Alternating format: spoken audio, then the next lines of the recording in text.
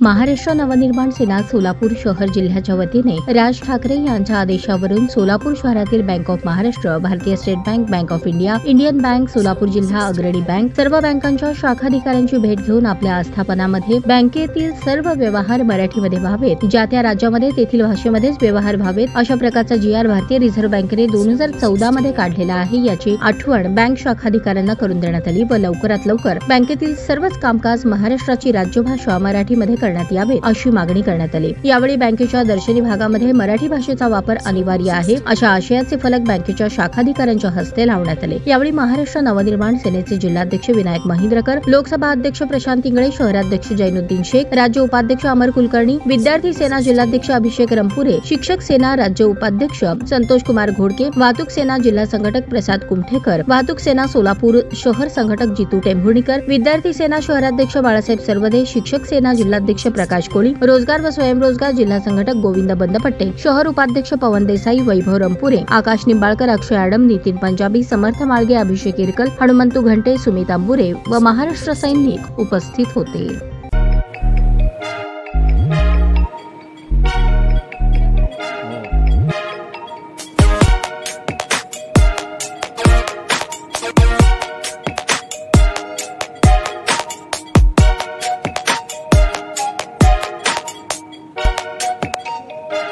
सोलापूर शहरातील सुप्रसिद्ध हॉस्पिटल म्हणजे सेंट्रल मल्टी स्पेशालिटी हॉस्पिटल मागील अनेक वर्षापासून सेवा बजावत आहे। 24 तास इमर्जन्सी सर्व्हिस, मॉडर्न टेक्नॉलॉजी, अनुभवी डॉक्टर्स तसेच अत्याधुनिक तंत्रज्ञान सुविधांनी सुसज्ज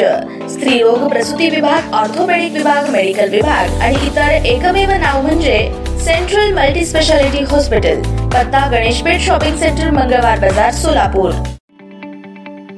ताज्या बातम्या पाहण्यासाठी प्राईम महाराष्ट्र न्यूज चॅनलला सबस्क्राईब करा।